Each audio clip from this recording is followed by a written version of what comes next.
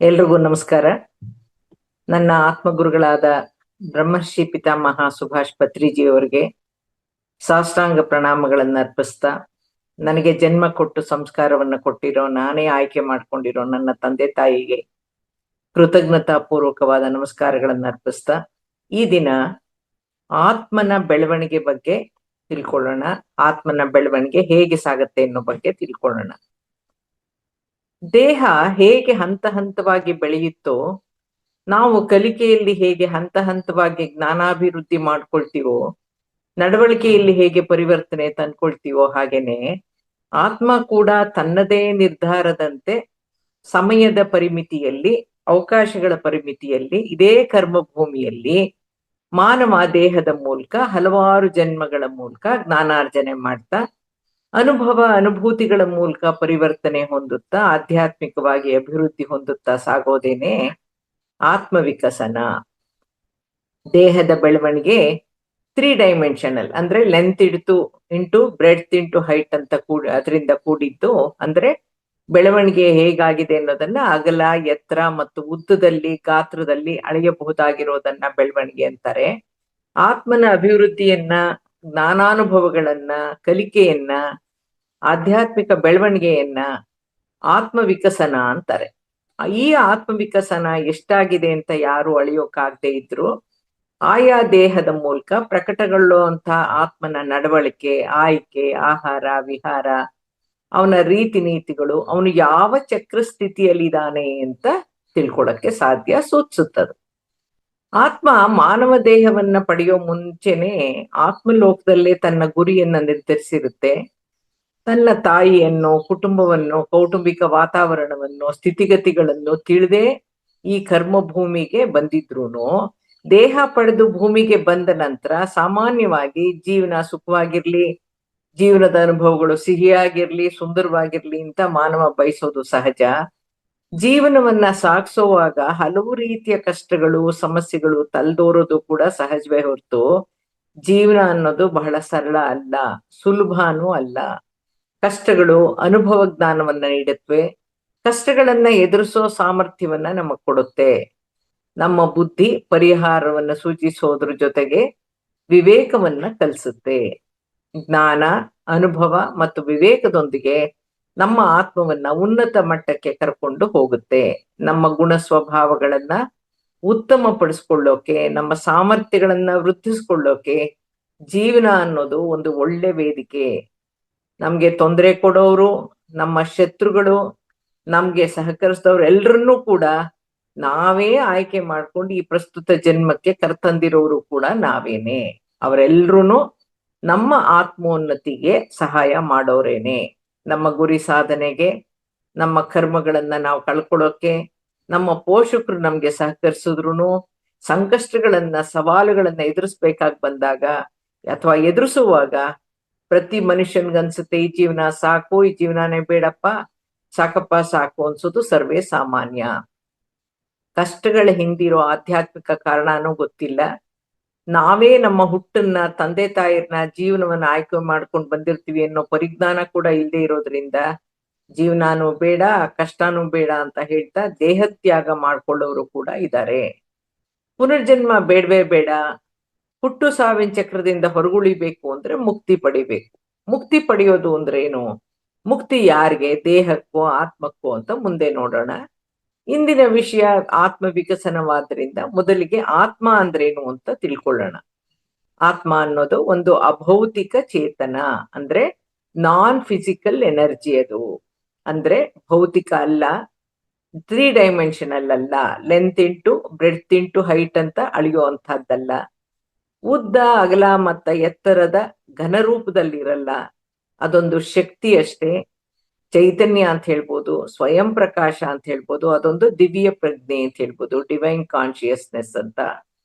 ಅದು ಸಾಮಾನ್ಯ ಮನುಷ್ಯನ ಚರ್ಮಚಕ್ಷುವಿಗೆ ಕಾಣುವಂತಹದ್ದಲ್ಲ, ಅದು ಪರಮಾತ್ಮನ ಒಂದು ಪ್ರತಿರೂಪ, ಅದು ಪರಮಾತ್ಮನ ಪ್ರತಿನಿಧಿ ಅಂತ ಹೇಳ್ಬೋದು. ಹಾಗಾಗಿ ಮಾನವನಲ್ಲಿರೋ ಆತ್ಮವನ್ನ ಜೀವಾತ್ಮ, ಅಂಶ ಆತ್ಮ ಅಂತ ಸಂಬೋಧಿಸಿರೋದು. ಈ ಆತ್ಮ ಅನ್ನೋದು ಸೃಷ್ಟಿಯಾಗೋದು ಒಂದೇ ಸಲ, ಅದು ಪೂರ್ಣಾತ್ಮನಿಂದ ಅಥವಾ ಪರಮಾತ್ಮನಿಂದ. ಆತ್ಮವು ತನ್ನ ಪಯಣವನ್ನ ಮೊದಲಿಗೆ ಖನಿಜಗಳಲ್ಲಿ ಪ್ರಾರಂಭಿಸಿ ನಂತರ ಸಸ್ಯಗಳಲ್ಲಿ, ತದನಂತರ ಜೀವರಾಶಿಗಳಲ್ಲಿ ಪ್ರಯಾಣಿಸುತ್ತೆ. ಆ ಜೀವರಾಶಿಗಳಲ್ಲಿ ಅಂತಿಮವಾಗಿ ಮಾನವನ ಮೂಲಕ ಪಯಣಿಸಿ ಆ ಆತ್ಮಕ್ಕೆ ಸಾವಿಲ್ಲವಾದ್ರಿಂದ ಅದು ಜನನ ಮರಣ ಚಕ್ರದಲ್ಲಿ ಬೇರೆ ಬೇರೆ ಮಾನವನ ದೇಹ ಪ್ರವೇಶಿಸ್ತಾ ವಿಭಿನ್ನ ವೈವಿಧ್ಯ ಜೀವನಾನುಭವಗಳನ್ನ ಪಡೀತಾ ಸಾಗುತ್ತೆ.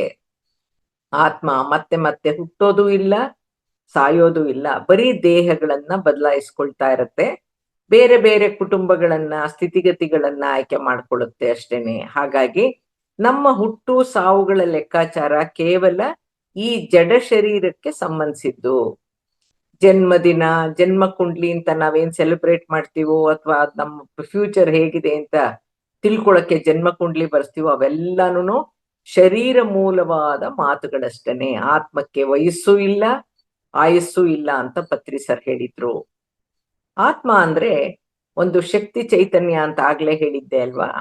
ಆ ಚೈತನ್ಯವು ಕಂಪನ ರೂಪದಲ್ಲಿರೋ ಶಕ್ತಿ ಶರೀರ, ಮಾನಸಿಕ ಶರೀರ, ಭಾವನಾತ್ಮಕ ಶರೀರ, ಸೂಕ್ಷ್ಮ ಶರೀರ ಹಾಗೂ ಕಾರಣ ಶರೀರಗಳನ್ನು ಸೇರಿದಂತೆ ಭೌತಿಕ ದೇಹವನ್ನ ಚೈತನ್ಯ ಪೂರ್ಣವಾಗಿರಿಸೋ, ಪ್ರಾಣಭರಿತವಾಗಿರಿಸೋ ಕೆಲಸನೇ ಆತ್ಮಂದು. ಆತ್ಮಕ್ಕೆ ಭೌತಿಕ ರೂಪ ಆಕಾರ ಇಲ್ಲ. ನಾನಾ ಜನ್ಮಗಳಲ್ಲಿ ಸಂಗ್ರಹಿಸಿರೋ ಜ್ಞಾನಾನುಭವಗಳ ಉಗ್ರಾಣವಾಗಿರುವಂತಹ ಸುಪ್ತ ಮನಸ್ಸನ್ನ ಆತ್ಮನ ಕನ್ನಡಿ ಅಂತ ಕರೆದಿದ್ದಾರೆ. ಆತ್ಮವನ್ನ ಒಂದು ನಾಣ್ಯ ಅಂತ ಪರಿಗಣಿಸಿದ್ರೆ ಅದು ಒಂದು ಮುಖ. ಆತ್ಮನ ಪ್ರಜ್ಞೆ ಆದ್ರೆ ಒಂದು ಮುಖ, ಆತ್ಮನ ಪ್ರಜ್ಞೆ ಆದ್ರೆ ಮತ್ತೊಂದು ಮುಖ ಸುಪ್ತ ಮನಸ್ಸು ಅಂತಾನು ವಿವರಿಸಿದ್ದಾರೆ. ಮಾನವನ ಜನ್ಮ ಪಡೆಯೋ ಮೊದಲು ಆತ್ಮನಿಗೆ ಯಾವ ಲಿಂಗಾನೂ ಇರಲ್ಲ. ಆದ್ರೆ ಮಾನವ ರೂಪಕ್ಕೆ ಪ್ರವೇಶಿಸುವಾಗ ಆತ್ಮನು ಒಂದು ನಿರ್ದಿಷ್ಟ ಲಿಂಗ ಧರಿಸಿ, ಅಂದ್ರೆ ಹೆಣ್ಣು ಅಥವಾ ಗಂಡಾಗಿ ಹುಟ್ಟಿ ಅನೇಕ ಜನ್ಮಗಳವರೆಗೂ ಅದೇ ಲಿಂಗದಲ್ಲಿ ಮುಂದುವರಿಯುತ್ತೆ ಅಂತಿದೆ.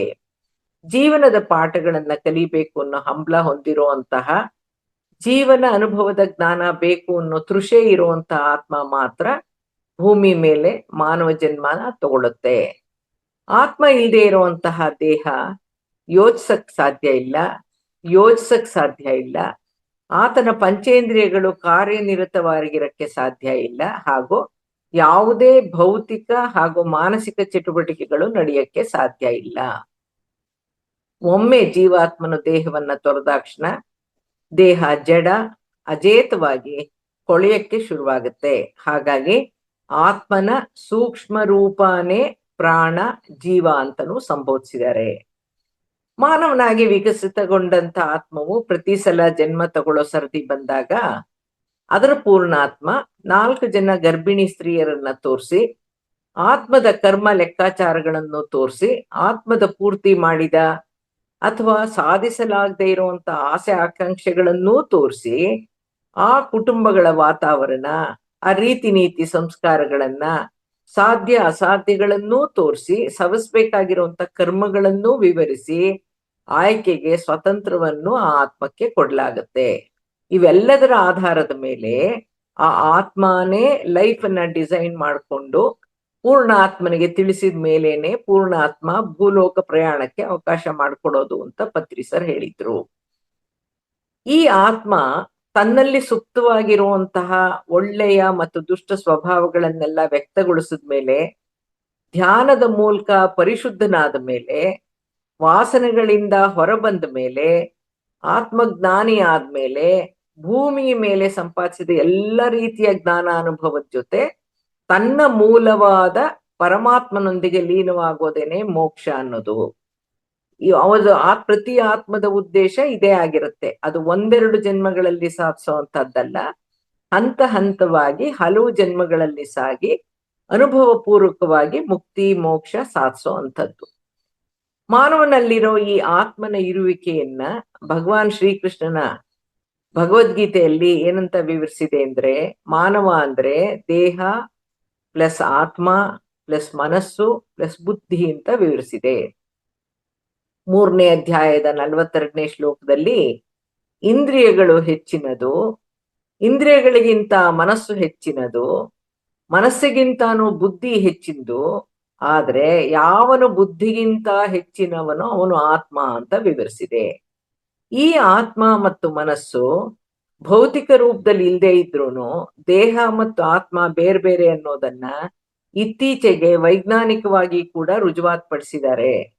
ಇತ್ತೀಚೆಗೆ ಒಂದು ನಡೆದ ಸಂಶೋಧನೆಯಲ್ಲಿ ದೇಹ ಮತ್ತು ಆತ್ಮ ಬೇರೆ ಬೇರೆ ಅನ್ನೋದನ್ನ ಈ ಒಂದು ಸಿದ್ಧಾಂತದ ಮೇಲೆ ಹೊಸ ಬೆಳಕು ಚೆಲ್ಲಿದೆ. ಏನು ಅಂತಂದ್ರೆ ಅವ್ರು ಏನಂತ ಕಂಡುಹುಡುಕಿದಾರೆ, ದೇಹ ಮತ್ತೆ ಆತ್ಮ ಬೇರೆ ಬೇರೆ ಅನ್ನೋದನ್ನ ಹೇಗ್ ಕಂಡುಹುಡುಕಿದ್ರು ಅಂದ್ರೆ, ಮನುಷ್ಯನ ಸಾವಿನ ನಂತರ ಅವನ ದೇಹದಿಂದ ಉಂಗುಷ್ಟ ಗಾತ್ರದ ಬೆಳಕೊಂದು ಮೇಲೆದ್ದು ಪ್ರಯಾಣಿಸಿದ್ದನ್ನ ವಿಡಿಯೋ ಮಾಡಲಾಗಿದೆ, ಚಿತ್ರೀಕರಿಸಲಾಗಿದೆ, ದಾಖಲಿಸಿದ್ದಾರೆ. ಅದು ಆತ್ಮ ಅಂತಾನೆ ಕನ್ಫರ್ಮ್ ಮಾಡಿದ್ದಾರೆ. ಅಂದ್ರೆ ಆತ್ಮ ಅನ್ನೋದು ದೇಹ, ಮನಸ್ಸು, ಬುದ್ಧಿ ಮೊದಲಾದ ಜಡ ವಸ್ತುಗಳಿಗಿಂತ ಹೊರತಾದ ಒಂದು ಚೈತನ್ಯ ಶಕ್ತಿ, ದಿವ್ಯ ಪ್ರಕಾಶ ಅಂತ ವಿವರಣೆ ಕೊಟ್ಟಿದ್ದಾರೆ. ಮನುಷ್ಯನ ಜಾಣ್ಮೆ, ಬುದ್ಧಿವಂತಿಕೆ, ಸಾಹಸ ಪ್ರವೃತ್ತಿ, ಜ್ಞಾನ, ಅವನ ಶಕ್ತಿ ಸಾಮರ್ಥ್ಯಗಳು ಒಂದು ಜನ್ಮದ ಅಲ್ವೇ ಅಲ್ಲ, ಅದು ಪೂರ್ವ ಜನ್ಮಗಳ ಮುಂದುವರಿಕೆ. ಅದು ಆತ್ಮನ ಜೊತೆನೆ ಪ್ರಯಾಣಿಸ್ತಾ ಇರುತ್ತೆ ಅಂತ ಡಾಕ್ಟರ್ ಎಲಿಜಬೆತ್ ಕ್ಲೂಬರ್ ಅವರು ಅವರ ಅನೇಕ ಆಧ್ಯಾತ್ಮಿಕ ಸಂಶೋಧನೆಗಳಿಂದ ಕಂಡುಹಿಡಿದಿದ್ದಾರೆ. ಖ್ಯಾತ ಮನಃಶಾಸ್ತ್ರಜ್ಞೆ ಮತ್ತು ಪುನರ್ಜನ್ಮ ಸಂಶೋಧಕಿ ಡಾಕ್ಟರ್ ಹೆಲೆನ್ ಪ್ರಕಾರ, ದೇಹದಿಂದ ದೇಹಕ್ಕೆ ಸಂಚರಿಸೋ ಆತ್ಮಕ್ಕೆ ಪೂರ್ವ ಜನ್ಮಗಳ ಸ್ಮರಣೆ ಅತಿ ದಟ್ಟವಾಗೇನೆ ಇರುತ್ತೆ. ಅದನ್ನ ಅವರೇ ಸ್ವತಃ ಸ್ಮರಿಸಿಕೊಳ್ಳಬಹುದು, ಅಥವಾ ನಾವು ಬೇರೆಯವರು ಅವರ ಸ್ಮರಣೆಗೂ ಕೂಡ ತರಿಸಬಹುದು. ಜೊತೆಗೆ ಆತ್ಮಕ್ಕೆ ತನ್ನ ಹಿಂದಿನ ಜನ್ಮಗಳಲ್ಲಿ ಮಾಡಿದ ತಪ್ಪುಗಳನ್ನ ತಿದ್ದುಕೊಳ್ಬೇಕು ಅನ್ನೋ ಅರಿವೂ ಕೂಡ ಇರುತ್ತೆ, ತಿದ್ದುಕೊಳ್ಳೋ ಶಕ್ತಿನೂ ಇರುತ್ತೆ. ಪರಿಶುದ್ಧರಾಗೋಕ್ಕೋಸ್ಕರನೇ ಪುನರ್ಜನ್ಮಗಳು ಅಂತ ಯಾರು ಹೇಳಿರೋದು? ಡಾಕ್ಟರ್ ಹೆಲೆನ್ ಹೇಳಿದ್ದಾರೆ. ಈ ಜನ್ಮ ಮತ್ತು ಜನ್ಮ ಕುಂಡಲಿ ಎಂದ ಕೂಡಲೇ ಜನ್ಮದ ಗಳಿಗೆಯನ್ನ, ಹುಟ್ಟಿದ ಸಮಯವನ್ನ ಹೇಗ್ ನಿರ್ಧರಿಸ್ತಾರೆ? ಆಸ್ಪತ್ರೆಯಲ್ಲಿ ನರ್ಸ್ ಹೇಳಿದ ಸಮಯನ, ಶಿರೋದಯದ ಸಮಯನ, ಶಿಶುವಿನ ಭೂಸ್ಪರ್ಶನ, ಅಥವಾ ಕರುಳು ಬಳ್ಳಿ ಕತ್ತರಿಸಿದ ಸಮಯನ, ಅಥವಾ ಶಿಶು ಅತ್ತ ಸಮಯನ? ಒಬ್ಬೊಬ್ರು ಒಂದೊಂದನ್ನ ಹೇಳೋದನ್ನ ನೋಡ್ತಾ ಇದ್ದೀವಿ. ಯಾವುದು ಸರಿಯಾದ ಜನ್ಮದ ಸಮಯ ಅಂತ ಪತ್ರಿಸರಿಗೆ ಪ್ರಶ್ನಿಸ್ದೆ. ಕರುಳು ಬಳ್ಳಿ ಕತ್ತರಿಸೋವರೆಗೂ ಆ ಮಗುವಿನ ಅಸ್ತಿತ್ವ ತಾಯಿಯ ಮೂಲಕನೇ ಇರುತ್ತೆ. ಕರುಳು ಬಳ್ಳಿ ಕತ್ತರಿಸಿದ್ರೂ ಕೂಡ ಆ ಶಿಶು ಪ್ರತ್ಯೇಕ ಜೀವಿಯಾಗಬೇಕಾದ್ರೆ ಅದರದೇ ಉಸಿರಾಟದಿಂದ ಅದರ ಜೀವಕ್ಕೆ ಚಾಲನೆ ಕೊಡಬೇಕು. ಅಳೋ ಮೊದಲು ಅದು ತೆಗೆದುಕೊಳ್ಳುವಂತ ಮೊದಲನೇ ಉಸಿರಾಟದ ಸಮಯನೇ ಅದರ ಜನ್ಮದ ಸಮಯ ಅಂತ ನನಗೆ ನನ್ನ ಪ್ರಶ್ನೆಗೆ ಉತ್ತರಿಸಿದ್ರು ಸರ್ರು. ಈ ಹುಟ್ಟೋದು ಬೇಡ, ಜೀವನಾನೂ ಬೇಡ, ಕಷ್ಟಾನೂ ಬೇಡ ಅಂತ ಯಾರ್ಯಾರಿಗನ್ಸುತ್ತೆ? ಅಜ್ಞಾನಿಗಳಿಗೆ, ಅಧ್ಯಾತ್ಮ ತಿಳಿದೇ ಇರೋರ್ಗೆ, ಆತ್ಮಜ್ಞಾನ ಇಲ್ಲದೆ ಇರೋರ್ಗೆ. ಅಜ್ಞಾನವನ್ನ, ಆತ್ಮಜ್ಞಾನವನ್ನ, ಮುಕ್ತಿಯನ್ನ ಪತ್ರಿಸರು ಹೇಗೆ ವಿವರಿಸ್ತಾ ಇದ್ರು ಅಂದ್ರೆ, ಮಾನವನ ಹುಟ್ಟಿನ ಉದ್ದೇಶ ಮುಖ್ಯವಾಗಿ ಆತ್ಮಜ್ಞಾನ ಪಡೆಯೋಕೆ, ಮಾನವೀಯತೆಯನ್ನ ಬೆಳೆಸ್ಕೊಳ್ಳೋಕೆ, ನಮ್ಮ ತಪ್ಪು ನಡವಳಿಕೆಯನ್ನ ಸರಿಪಡಿಸ್ಕೊಳ್ಳೋಕೆ, ಉತ್ತಮನಾಗಿ ಜೀವಿಸೋಕೆ, ದೈವಿ ಗುಣಗಳನ್ನ ರೂಢಿಸ್ಕೊಳ್ಳೋಕೆ, ಹುಟ್ಟು ಸಾವಿನ ಚಕ್ರದಿಂದ ಹೊರಗುಳಿಯೋಕೆ, ಮುಕ್ತಿ ಮೋಕ್ಷ ಪಡೆಯೋಕೆ ಅಂತ ವಿವರಿಸಿದ್ರು. ಪತ್ರಿಸರ್ ಹೇಳ್ತಾ ಇದ್ರು, ಎಲ್ಲಿವರೆಗೂ ನಾನ್ ಬರೀ ದೇಹ, ನಾನು ಇಲ್ಲಿ ಹುಟ್ಟಿರೋದೇ ಸಂತೋಷ ಪಡಕ್ಕೆ, ಆನಂದಿಸಕ್ಕೆ, ಸುಖ ಅನುಭವಿಸಕ್ಕೆ, ಎಂಜಾಯ್ ಮಾಡಕ್ಕೆ ಅನ್ಕೊಂಡು ಜೀವನ ಸಾಗಿಸಿದ್ರೆ, ಆತ್ಮನ ಬಗ್ಗೆ ಅರಿವೇ ಇಲ್ಲವೆಂದಾದ್ರೆ ಅದೇ ಅಜ್ಞಾನ. ಇನ್ನು ಆತ್ಮನ ಜ್ಞಾನಾರ್ಜನೆ, ಬೆಳವಣಿಗೆ ಎಲ್ಲಿಂದ ತಾನೇ ಆಗಕ್ ಸಾಧ್ಯ? ಅಭಿವೃದ್ಧಿ ಹೇಗ್ ಆಗಕ್ ಸಾಧ್ಯ? ನಾವು ಈ ಅಜ್ಞಾನದ ಅಮಲಿನಲ್ಲಿ, ನಮ್ಮ ಮನಸ್ಸಿನ ಚಂಚಲತೆಯಲ್ಲಿ ಅರಿಷಡ್ವರ್ಗಗಳ ಹಿಂದೆ ಬಿದ್ದಾಗ ನಮ್ಮಿಂದ ಹಲವಾರು ತಪ್ಪುಗಳಾಗಿ ಅವೇ ಕೆಟ್ಟ ಕರ್ಮಗಳು ಅಂತನೂ ಅನ್ಸಿ ನಮ್ಮ ಮುಂದಿನ ಜೀವನ ಯಾತನಾಮಯವಾಗಕ್ಕೆ ಕಾರಣ ಆಗತ್ತೆ ಅಂತನೂ, ನಮ್ಮಿಂದಾದ ತಪ್ಪುಗಳನ್ನ ಸರಿಪಡಿಸ್ಕೊಳ್ಳೋಕೆ ನೂರಾರು ಅಲ್ಲ, ಸಾವಿರಾರು ಅಲ್ಲ, ಲಕ್ಷಾಂತರ ಜನ್ಮಗಳನ್ನು ಎತ್ತಬೇಕಾಗಿ ಬರಬಹುದು ಅಂತಾನು ಹೇಳಿದ್ರು. ಜೊತೆಗೆ ಈ ಪ್ರಕ್ರಿಯೆಯನ್ನೇ ಕರ್ಮ ಸಿದ್ಧಾಂತ ಅಂತ ವಿವರಿಸಿದ್ರು. ನೀವು ದೇಹ ಮಾತ್ರ ಅಲ್ಲ, ಆತ್ಮಸ್ವರೂಪ ಅನ್ನೋದನ್ನ ಅರಿತು ಜ್ಞಾನ ಆತ್ಮಕ್ಕೆ, ಅನುಭವ ಆತ್ಮಕ್ಕೆ, ಪುನರ್ಜನ್ಮ ಆತ್ಮಕ್ಕೆ, ವಿಕಸನ ಆತ್ಮಕ್ಕೆ, ಮುಕ್ತಿ ಆತ್ಮಕ್ಕೆ ಅನ್ನೋ ಆತ್ಮಜ್ಞಾನವನ್ನ ತಿಳ್ಕೊಂಡು, ಆತ್ಮಜ್ಞಾನದ ಮೂಲಕ ನಿಮ್ಮ ಆತ್ಮವನ್ನ ವಿಕಸನಗೊಳಿಸ್ತಾ ನಿಮ್ಮ ಮನಸ್ಸನ್ನ ನಿಗ್ರಹಿಸಿದಲ್ಲಿ, ನೀವು ಕೂಡ ಚೆನ್ನಾಗಿ ಧ್ಯಾನ ಮಾಡ್ತಾ ನಿಮ್ಮಲ್ಲಿರೋ ಅರಿಷಡ್ ವರ್ಗಗಳನ್ನ ತೂಗಿಸ್ಕೊಂಡಲ್ಲಿ, ಬ್ಯಾಲೆನ್ಸ್ ಮಾಡ್ಕೊಂಡ್ರೆ ಯಾವುದೇ ಕರ್ಮಶೇಷ ಇಲ್ದೇನೆ ಪರಬ್ರಹ್ಮನ ಸೃಷ್ಟಿಯ ಒಂದು ಭಾಗವಾಗಿ ಪರಿಪೂರ್ಣ ಜ್ಞಾನ ಮತ್ತು ಅನುಭವದೊಂದಿಗೆ ಪರಬ್ರಹ್ಮನ ಸ್ತರಕ್ಕೇರಿ ಹುಟ್ಟು ಸಾವಿನ ಚಕ್ರದಿಂದ ಹೊರಗುಳಿಯೋದನ್ನ ಮುಕ್ತಿ ಅನ್ನೋದು. ಹಾಗಾಗಿ ಮುಕ್ತಿ ಯಾವುದಕ್ಕೆ, ದೇಹಕ್ಕೂ ಆತ್ಮಕ್ಕೂ ಅನ್ನೋ ಪ್ರಶ್ನೆಗೆ ಉತ್ತರ ಮುಕ್ತಿ ಆತ್ಮಕ್ಕೆ ಅಂತ ವಿವರಿಸಿದ್ರು. ಈ ಜ್ಞಾನ ಆತ್ಮಕ್ಕೆ, ಅನುಭವ ಆತ್ಮಕ್ಕೆ, ವಿಕಸನ ಆತ್ಮಕ್ಕೆ, ಪುನರ್ಜನ್ಮ ಆತ್ಮಕ್ಕೆ, ಮುಕ್ತಿ ಆತ್ಮಕ್ಕೆ ಅಂತ ಆಧ್ಯಾತ್ಮಿಕ ವಿಜ್ಞಾನ ಸಾರುತ್ತೆ. ಇಲ್ಲಿ ನಾವು ಅರ್ಥ ಮಾಡ್ಕೋಬೇಕಾಗಿರೋದು, ಮಾನವನಾಗಿ ಹುಟ್ಟೋ ಮುನ್ನ ಎಲ್ಲಾ ಜೀವರಾಶಿಗಳಿಗೂ ಕೂಡ ಅವುಗಳ ಆಯಾ ಜನ್ಮದಲ್ಲಿ ಆಯಾ ಸಂಕುಲದ ಜೀವನದಲ್ಲಿ ಉಂಟಾಗೋ ಅನುಭವಗಳು ಅವುಗಳ ಆತ್ಮಕ್ಕೆ, ವಿಕಸನ ಅವುಗಳ ಆತ್ಮಕ್ಕೆ, ರೂಪ ಸಂಕುಲಗಳ ಬದಲಾವಣೆ, ಪರಿವರ್ತನೆ, ಪುನರ್ಜನ್ಮ ಅವುಗಳ ಆತ್ಮಕ್ಕೆ. ಇಲ್ಲಿವರೆಗೂ ಕರ್ಮಗಳು ಪಾಪಗಳು ಇರೋದಿಲ್ಲ. ಆ ಕ್ರಿಮಿಕೀಟ ಪ್ರಾಣಿ ಪಕ್ಷಿಗಳ ಜೀವಾತ್ಮಕ್ಕೆ ಮುಕ್ತಿ ಬಿಡುಗಡೆಗೆ ಅವು ಪರಿಪೂರ್ಣವಾಗಿರಲ್ಲ. ಹಾಗಾಗಿ ಕ್ರಿಮಿಕೀಟದವರೆಗೂ ಪುನರ್ಜನ್ಮ ಅನ್ನೋದು ಇದ್ದೇ ಇರುತ್ತೆ. ಮಾನವನಾಗಿ ಜನ್ಮ ತಾಳಿದ ಮೇಲೆ ಮಾತ್ರ ಮುಕ್ತಿ ಪಡೆಯೋಕೆ ಅವಕಾಶ ಇರೋದು. ಮಾನವನಾಗಿ ಹುಟ್ಟಿದ ಮೇಲೆ ಮಾತ್ರ ಜ್ಞಾನಾನುಭವ ಪಡೆಯೋಕೆ, ಧರ್ಮಯುತ ಜೀವನ ನಡೆಸೋಕೆ ಹಾಗೂ ಮುಕ್ತಿ ಪಡೆಯೋಕೆ ಅರ್ಹತೆ ಇರೋದು, ಯೋಗ್ಯತೆ ಇರೋದು. ಆತ್ಮ ಅಂದ್ರೇನು, ಕರ್ಮಗಳು ಅಂದ್ರೇನು, ಕರ್ಮ ಸಿದ್ಧಾಂತ ಏನ್ ಹೇಳುತ್ತೆ, ಕುಕರ್ಮಗಳು ಅಂದ್ರೇನು, ಕೆಟ್ಟ ಕರ್ಮಗಳು ನಮ್ಮಿಂದ ಯಾವಾಗ ಆಗತ್ತೆ, ಕಾರ್ಯಕಾರಣ ಹಾಗೂ ಕಾರಣ ಪರಿಣಾಮಗಳು ಹೇಗೆ ನಮ್ಮ ಜೀವನದಲ್ಲಿ ಕಾರ್ಯ ನಿರ್ವಹಿಸುತ್ತೆ, ಅನುಭವ ಅನುಭೂತಿ ಅಂದ್ರೇನು, ಆಧ್ಯಾತ್ಮಿಕ ಬೆಳವಣಿಗೆ ಅಂದ್ರೇನು, ಆತ್ಮವಿಕಸನ ಅಂದ್ರೇನು ಅಂತ ಅರ್ಥ ಮಾಡಿಕೊಂಡ್ರೆ ಅದೇ ಆತ್ಮಜ್ಞಾನ. ಇವನ್ನೆಲ್ಲ ವಿವರಿಸೋ ವಿಜ್ಞಾನನೇ ಆಧ್ಯಾತ್ಮಿಕ ವಿಜ್ಞಾನ, ಆತ್ಮವಿಜ್ಞಾನ. ಅದೇ ಧ್ಯಾನ ಮಾರ್ಗ, ಜ್ಞಾನ ಮಾರ್ಗ ಹಾಗೂ ಮುಕ್ತಿ ಮಾರ್ಗ. ಒಂದು ಜೀವಾತ್ಮ ಪರಮಾತ್ಮನ ಹಂತಕ್ಕೇರಕ್ಕೆ, ಪರಮಾತ್ಮನಲ್ಲಿ ಐಕ್ಯವಾಗಕ್ಕೆ ಒಟ್ಟು 84 ಲಕ್ಷ ಜನ್ಮಗಳಿರುತ್ತಂತೆ ಅವಕಾಶ. ಮೊದಲ 33 ಲಕ್ಷ ಜನ್ಮಗಳಲ್ಲಿ ಖನಿಜಗಳಾಗಿ, ಗಿಡ ಮರಗಳಾಗಿ, ಕ್ರಿಮಿಕೀಟಗಳಾದ ಮೇಲೆ ವಿಕಸನ ಪ್ರಕ್ರಿಯೆಯಲ್ಲಿ ಪ್ರಾಣಿಗಳಾದ ಮೇಲೇನೆ ಮಾನವ ಜನ್ಮ ಸಿಗೋದಂತೆ. ಮಾನವ ಮುಕ್ತಿ ಪಡೆಯೋಕೆ 51 ಲಕ್ಷ ಜನ್ಮಗಳ ಅವಕಾಶ ಇದ್ದು, ಮಾನವನಾದ್ಮೇಲೆ ಅವನ ಪಾಪ ಪುಣ್ಯದ ಕರ್ಮಗಳ ಲೆಕ್ಕಾಚಾರ ಚಿತ್ರಗುಪ್ತನ ಕಡತಕ್ಕೆ ಸೇರ್ಪಡೆ ಆಗುತ್ತಂತೆ. ಚಿತ್ರಗುಪ್ತನ ಕಡತಕ್ಕೆ ಸೇರ್ಪಡೆ ಆಗುತ್ತೆ. ಆ ಚಿತ್ರಗುಪ್ತ ಯಾರು, ಅವನಿಗೇಕೆ ಚಿತ್ರಗುಪ್ತ ಅನ್ನೋ ಹೆಸರಿದೆ ಅನ್ನೋದನ್ನ ಹಿಂದೆ ಕೆಲವು ಸಲ ಹೇಳಿದೀನಿ. ಆದ್ರೆ ಈಗ್ಲೂ ಹೇಳೋಣ, ಈ ಸಬ್ಜೆಕ್ಟ್ಗೆ ಸಂಬಂಧಪಟ್ಟಂಗೆ. ಅದಕ್ಕೇನಂತೆ, ಚಿತ್ರಗುಪ್ತ ಅನ್ನೋನು ಯಮರಾಜನ ಅಸಿಸ್ಟೆಂಟು. ಚಿತ್ರಗುಪ್ತ ಇಟ್ಟಿರೋ ಕಡತದಲ್ಲಿರೋದೆಲ್ಲ ಚಿತ್ರಗಳು ಗುಪ್ತ, ಅಲ್ಲಿರೋದು ಗುಪ್ತ ಚಿತ್ರಗಳು. ಅದಕ್ಕೆ ಅವನ ಹೆಸರು ಚಿತ್ರಗುಪ್ತ ಅಂತ. ಆತ್ಮನ ಎಲ್ಲಾ ವಿಷಯಗಳು, ಘಟನೆಗಳು ಸೂಕ್ಷ್ಮದಲ್ಲಿ ಮುದ್ರಣ ಆಗೋದು 2 ಜಾಗದಲ್ಲಿ. ಒಂದು ಚಿತ್ರಗುಪ್ತನ ಕಡತದಲ್ಲಿ, ಇನ್ನೊಂದು ಮಾನವನ ಭೌತ ದೇಹದೊಂದಿಗಿರೋ ಸೂಕ್ಷ್ಮ ರೂಪದಲ್ಲಿರೋ ಕಾರಣ ಶರೀರದಲ್ಲಿ. ನಾನು ಪತ್ರಿ ಸರ್ನ ಕೇಳಿದೆ, ಚಿತ್ರಗುಪ್ತನ ಕಡತ ಆಕಾಶಿಕ್ ರೆಕಾರ್ಡ್ಸ್ ಅಂತೀವಲ್ಲ, ಪ್ರತಿನಿತ್ಯದ್ದು ಸೇರ್ಪಡೆ ಆಗತ್ತಾ, ಹೇಗೆ ಸೇರ್ಪಡೆ ಆಗತ್ತೆ ಅಂತ ಪ್ರಶ್ನೆ ಕೇಳಿದೆ. ಆಗ ಅವರು ವಿವರಿಸಿದ್ದೇನೆಂದ್ರೆ, ರಾತ್ರಿ ನಾವು ಒಳ್ಳೆ ನಿದ್ರೆಯಲ್ಲಿದ್ದಾಗ ಸುಮಾರು 2 ಗಂಟೆಯಿಂದ 3 ಗಂಟೆ ಒಳಗೆ ಫಟ್ ಅಂತ ಎಚ್ಚರ ಆಗುತ್ತೆ. ತಕ್ಷಣನೇ ನಿದ್ರೆನೂ ಬರುತ್ತೆ. ಎಚ್ಚರ ಯಾಕಾಯ್ತು ಅಂತಾನೂ ಗೊತ್ತಿಲ್ಲ, ಎಚ್ಚರ ಹೇಗಾಯ್ತು ಅಂತಾನೂ ಗೊತ್ತಿಲ್ಲ. ಆ ಸಮಯದಲ್ಲಿ ಆಯಾ ದಿನದ ಕಾಯ, ವಾಚ, ಮನಸ್ಸ, ಕಾರಣ ಕಾರ್ಯಗಳು, ಕಾರಣ ಪರಿಣಾಮಗಳುಳ್ಳ ಎಲ್ಲಾ ಕರ್ಮಗಳು, ಕಾರ್ಯಗಳು ಏಕಕಾಲಕ್ಕೆ ಚಿತ್ರಗುಪ್ತನ ಕಡತಕ್ಕೆ ಹಾಗೂ ವ್ಯಕ್ತಿಯ ಕಾರಣ ಶರೀರಕ್ಕೆ ವರ್ಗಾವಣೆ ಆಗತ್ತೆ ಅಂತ ಪತ್ರಿ ಸರ್ ತಿಳಿಸಿದ್ರು. ನಾನು ಇನ್ನೊಂದು ಪ್ರಶ್ನೆ ಕೇಳಿದೆ ಪತ್ರಿ ಸರ್ನ. ಒಂದು ಜನ್ಮಕ್ಕೆ, ಒಂದು ಆತ್ಮಕ್ಕೆ 84 ಲಕ್ಷ ಜನ್ಮ ಇದೆಯಂತೆ. ಮೊದಲ 33 ಲಕ್ಷಗಳಲ್ಲಿ ಖನಿಜಗಳಾಗಿ, ಗಿಡ ಮರಗಳಾಗಿ, ಕ್ರಿಮಿಕೀಟಗಳಾದ್ಮೇಲೆ ವಿಕಸನ ಪ್ರಕ್ರಿಯೆಯಲ್ಲಿ ಪ್ರಾಣಿಗಳಾದ ಮೇಲೇನೆ ಕೊನೆ ಜನ್ಮ ಮಾನವ ಜನ್ಮ ಸಿಗೋದಂತೆ. ಈ ಆತ್ಮ ಖನಿಜಗಳಲ್ಲಿ, ಗಿಡ ಮರಗಳ ಮೂಲಕ, ಕ್ರಿಮಿಕೀಟಗಳ ಮೂಲಕ ಹೇಗೆ ವಿಕಸನಗೊಳ್ಳುತ್ತೆ? ಮಾನವ ಮುಕ್ತಿ ಪಡೆಯೋಕೆ 51 ಲಕ್ಷ ಜನ್ಮಗಳ ಅವಕಾಶ ಇದೆ ಅಂತನೋ, ಮುಕ್ತಿ ಪಡೆಯೋಕೆ ಮಾನವ ಪರಿಪೂರ್ಣನಾಗಕ್ಕೆ ಯಾಕೆ ಇಷ್ಟು ಲಕ್ಷಗಟ್ಲೆ ಜನ್ಮ ಅಂತ ನಾನು ಪತ್ರಿ ಸರ್ನ ಪ್ರಶ್ನೆ ಕೇಳಿದೆ.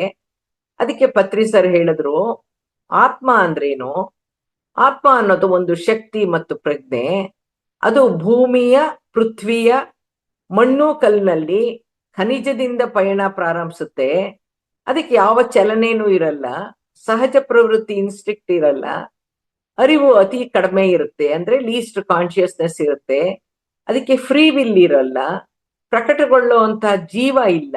ಆದರೆ ಸೃಷ್ಟಿಯಲ್ಲಿ ಆ ಖನಿಜಗಳ ಅಸ್ತಿತ್ವ ಇದೆ, ಅವುಗಳ ಉಪಯುಕ್ತತೆ ಇದೆ, ಅದರಲ್ಲಿ ಶಕ್ತಿ ಇದೆ, ಬಳಸಬಹುದಾಗಿದೆ. ಉದಾಹರಣೆಗೆ ಕ್ರಿಸ್ಟಲ್ಸ್.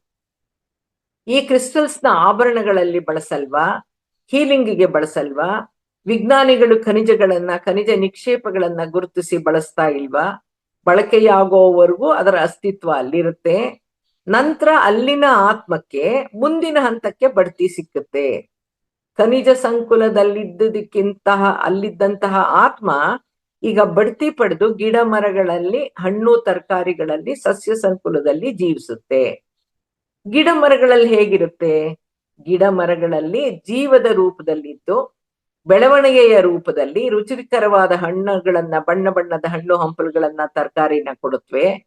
ಅದರಲ್ಲಿ ವಿಟಮಿನ್ಸು, ಮಿನರಲ್ಸು ಎಲ್ಲ ಇರುತ್ತೆ, ಔಷಧಿಯಾಗಿ ಕೆಲಸ ಮಾಡುತ್ತೆ. ಆ ಗಿಡ ಮರದಲ್ಲಿ ಅದು ಏನೇನ್ ಮಾಡುತ್ತೆ? ಆತ್ಮ ಹಕ್ಕಿ ಪಕ್ಷಿಗಳಿಗೆ ವಾಸಿಸೋಕೆ ಅವಕಾಶ ಕೊಡುತ್ತೆ, ನೆರಳು ಕೊಟ್ಟು ಉಪಕಾರಿಯಾಗಿ ಜೀವಿಸುತ್ತೆ.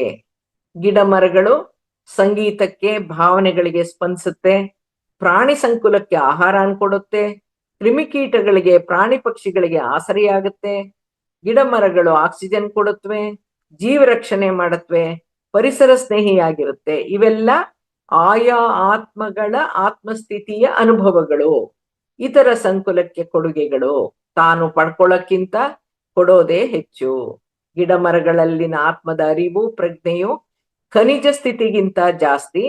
ಚಲನಾರಹಿತವಾಗಿದ್ದಂತ ಖನಿಜಗಳು ಗಿಡ ಮರಗಳಲ್ಲಿ ಪಂಚಭೂತಗಳಲ್ಲೊಂದಾದ ಗಾಳಿಯನ್ನ ಬಳಸ್ಕೊಂಡು ತನ್ನ ಹಣ್ಣು ತರಕಾರಿಗಳ ಮೂಲಕ ಬೀಜ ಪ್ರಸರಣ ಮಾಡಿ ಇಲ್ಲಿ ಗ್ರೂಪ್ ಸೋಲ್ಸ್ ಆಗಿ ಜೀವಿಸುತ್ತೆ, ತನ್ನ ವಂಶಾಭಿವೃದ್ಧಿಯನ್ನ ಮಾಡ್ಕೊಳ್ಳುತ್ತೆ. ಸೂರ್ಯನ ಕಿರಣಗಳನ್ನ ಬಳಸ್ಕೊಂಡು ತನ್ನ ಆಹಾರನ ತಾನೇ ತಯಾರಿಸ್ಕೊಳ್ಳುತ್ತೆ. ಇದೇ ಸಸ್ಯ ಸಂಕುಲದ ಆ ಹಂತದ ಆತ್ಮ ವಿಕಸನ. ಇನ್ನು ಮುಂದಿನ ಬಡ್ತಿ ಯಾವುದಕ್ಕೆ? ಪ್ರಾಣಿ ಸಂಕುಲಕ್ಕೆ. ಅರಿವು, ಪ್ರಜ್ಞೆಗಳು ಮತ್ತಷ್ಟು ಹೆಚ್ಚು. ಇಲ್ಲಿ ಹಸಿವು, ನಿದ್ರೆ, ವಂಶಾಭಿವೃದ್ಧಿಗೆ ಬೇಕಿರೋಷ್ಟು ಪ್ರಜ್ಞೆ ಇದೆ, ಬುದ್ಧಿ ಇದೆ, ಇನ್ಸ್ಟಿಂಕ್ಟ್ ಇದೆ. ತನ್ನ ಜೀವವನ್ನ ಉಳಿಸ್ಕೊಳ್ಳುವಷ್ಟು ಚಾಣಾಕ್ಷ ಬುದ್ಧಿ ಇದೆ. ಸಿಂಹವನ್ನ ಕಂಡಾಕ್ಷಣ ಜಿಂಕೆ ಪ್ರಾಣ ಭಯದಿಂದ ಓಡುತ್ತೆ, ತಪ್ಪಿಸ್ಕೊಳ್ಳುತ್ತೆ. ಬದುಕಬೇಕು ಅನ್ನೋ ಹಂಬಲ, ವಂಶಾಭಿವೃದ್ಧಿಯಲ್ಲಿ ತೊಡಗೋ ಸಹಜ ಪ್ರವೃತ್ತಿ ಇನ್ಸ್ಟಿಂಕ್ಟ್ ಇರುತ್ತೆ. ತನ್ನ ಮರಿಗಳನ್ನ ಸಾಕುತ್ತೆ. ಹುಟ್ಟಿದ ಮರಿಗಳು ತಾವೇ ಹುಡುಕೊಂಡು ಹೋಗಿ ತಾಯಿ ಹತ್ರ ಹಾಲು ಕುಡಿಯುತ್ತವೆ. ಪ್ರಾಣಿ ಪಕ್ಷಿಗಳು ಕೂಡ ಗ್ರೂಪ್ ಸೋಲ್ಸ್, ಗುಂಪಿನಲ್ಲಿ ಚಲಿಸುತ್ತೆ, ಬದುಕುತ್ತವೆ. ಕಾಯಿಲೆ ಬಂದ್ರೆ ಇಡೀ ಗ್ರೂಪ್ಗೆ, ಆಯಾ ಪ್ರಾಣಿ ವರ್ಗಕ್ಕೆ ಬರುತ್ತೆ, ಆಹಾರ ಹುಡುಕೊಂಡು ಹೋಗುತ್ತವೆ. ಅವಕ್ಕೆ ಅದರದೇ ಆದ ಭಾಷೆ ಇದೆ, ಭಾವನೆಗಳಿದೆ, ಮಾನವನ ಸಲಹೆ ಸೂಚನೆಗಳಿಗೆ ಸ್ಪಂದಿಸುತ್ತೆ. ಇವೇ ಅವುಗಳ ಕಲಿಕೆಗಳು, ಇವೇ ಆ ಆತ್ಮಗಳಲ್ಲಿರುವ ಅಭಿವೃದ್ಧಿಗಳು, ಆತ್ಮ ವಿಕಸನ. ಪ್ರಾಣಿ ಸಂಕುಲದಲ್ಲಿರೋ ಮುಂದಿನ ಬಡ್ತಿಗೆ ಸರದಿಯಲ್ಲಿರೋ ಹಸು, ನಾಯಿ, ಬೆಕ್ಕುಗಳು ಸಾಕು ಪ್ರಾಣಿಗಳಾಗಿ ಮಾನವನೊಂದಿಗೆ ಜೀವಿಸಕ್ಕೆ ಪ್ರಾರಂಭಿಸಿ ಮಾನವನ ಗುಣ ಸ್ವಭಾವಗಳನ್ನ ಗಮನಿಸುತ್ತವೆ. ಅವನ ಭಾವನೆಗಳಿಗೆ ಸ್ಪಂದಿಸೋದನ್ನ ಕಲಿಯುತ್ತೆ. ಮಾನವನಿಂದ ಪ್ರೀತಿಯ ಸೊಗಡು ಲಭ್ಯವಾಗಿ ಸ್ನೇಹ ಭಾವನನ್ನ ಕಲಿಯುತ್ತೆ. ಅದಕ್ಕಿದ್ದ ಜೀವ ಭಯ ಕಡಿಮೆ ಆಗುತ್ತೆ, ಕುಟುಂಬದ ಸದಸ್ಯನಂತೆ ವರ್ತಿಸುತ್ತೆ. ಮುಂದಿನ ವಿಕಸನಕ್ಕೆ ಅವಕಾಶ ಪ್ರಾಣಿ ಸಂಕುಲಕ್ಕೆ ಸೇರಿದ ಅತಿ ಶ್ರೇಷ್ಠ ಪ್ರಾಣಿಯಾದ ಮಾನವನ ಮೂಲಕ. ಹಾಗಾಗಿ man is considered as most intelligent animal. Man is also considered as soul which can evolve to the highest plane. ಇದುವರೆಗೂ ಗ್ರೂಪ್ ಸೋಲ್ಗಳಾಗಿರ್ತಿದ್ದಂತ ಆತ್ಮಗಳು ಮಾನವನಾಗಿ ಪ್ರತ್ಯೇಕ ಆತ್ಮಗಳಾಗಿ ಜೀವಿಸೋಕೆ ಪ್ರಾರಂಭಿಸುತ್ತೆ. ಮಾನವನ ದೇಹ ರಚನೆ, ಅತಿ ಶಕ್ತಿಶಾಲಿ ಮನಸ್ಸು, ಅತಿಯಾದ ಬುದ್ಧಿ, ಮಾತಾಡೋ ಶಕ್ತಿ, ಕಾಮನ್ ಸೆನ್ಸು, ವಿವೇಕ, ಜ್ಞಾನ, ತೃಷೆ, ಗುಣ ಸ್ವಭಾವಗಳು ಅವನನ್ನ ಇನ್ನೂ ಎತ್ತರದ ಆತ್ಮ ವಿಕಸಿತ ಸ್ತರಕ್ಕೆ ತಗೊಂಡು ಹೋಗಕ್ಕೆ ಪೂರಕವಾಗಿದೆ. ಆತ್ಮನ ಆಶ್ರಯ ತಾಣವಾಗಿ ವಿಕಸನಗೊಳ್ಳೋಕೆ ಮಾನವನ ದೇಹವನ್ನ ಕೊಟ್ಟು, ಮಾನವನಿಗೆ ಮನಸ್ಸು ಬುದ್ಧಿಗಳನ್ನು ಕೊಟ್ಟು, ಸರ್ವ ಸ್ವತಂತ್ರವನ್ನು ಕೊಟ್ಟು ವರ್ಣರಂಜಿತವಾದ ಭೂಮಿಗೆ ಕಳಿಸಿ ಆಕರ್ಷಣೆಗೊಳಗಾಗುವಂತ ವಾತಾವರಣನೂ ಕೊಟ್ಟು ಅವಕಾಶಗಳನ್ನು ಒದಗಿಸಿ ಅರಿಷಡ್ವರ್ಗಗಳಿಂದ ಮಾಡಬಾರದಂತ ಕೆಲಸಗಳನ್ನ ಮಾಡಿ ತಪ್ಪು ನಿರ್ಧಾರವನ್ನ ತಗೊಳ್ಳೋ ಮೂಲಕ ತನ್ನಿಂದ ತಪ್ಪುಗಳಾಗಿ ಆ ತಪ್ಪುಗಳನ್ನ ತಿದ್ದುಕೊಳ್ಳೋಕೋಸ್ಕರ ಲಕ್ಷ ಲಕ್ಷ ಜನ್ಮಗಳನ್ನ ಎತ್ತಿ ಹಂತ ಹಂತವಾಗಿ ಆತ್ಮವಿಕಸನ ಹೊಂದಕ್ಕೆ ಪರಿಪೂರ್ಣನಾಗಕ್ಕೆ ಅಷ್ಟು ಜನ್ಮಗಳು ಬೇಡವೆ? ತನ್ನ ಹಿಂದಿನ ಜನ್ಮಗಳಲ್ಲಿ ಮಾಡಿರೋ ತಪ್ಪು ಇಂದು ಕಾಯಿಲೆಗೆ ಕಾರಣವಾಗಿದೆ ಅನ್ನೋ ಅರಿವು ಮೂಡಕ್ಕೆನೆ ಎಷ್ಟೋ ಜನ್ಮಗಳು ಬೇಕು. ಇನ್ನು ತಿದ್ದುಕೊಳ್ಳೋಕೆ ಪಶ್ಚಾತ್ತಾಪ ಪ್ರಾಯಶ್ಚಿತ್ತ ಮಾಡ್ಕೊಳ್ಳೋಕೆ ಇನ್ನೆಷ್ಟು ಜನ್ಮಗಳು ಬೇಕು? ಇಂತಿಷ್ಟೇ ಜನ್ಮಗಳಿರ್ಬೇಕು ಅಂತ ಏನು ಇಲ್ಲ.